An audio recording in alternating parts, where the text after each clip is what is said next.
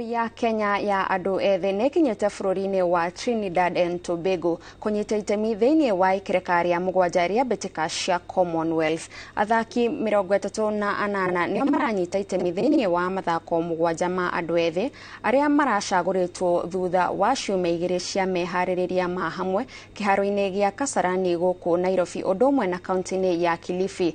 Timu ĩno ĩna mwĩhoko wa kũinũka na ngoga kĩhĩri cia thahabu thĩinĩ wa mathako marĩa maranyita itemi makiuga nĩ maraigua meharĩirie kũigana.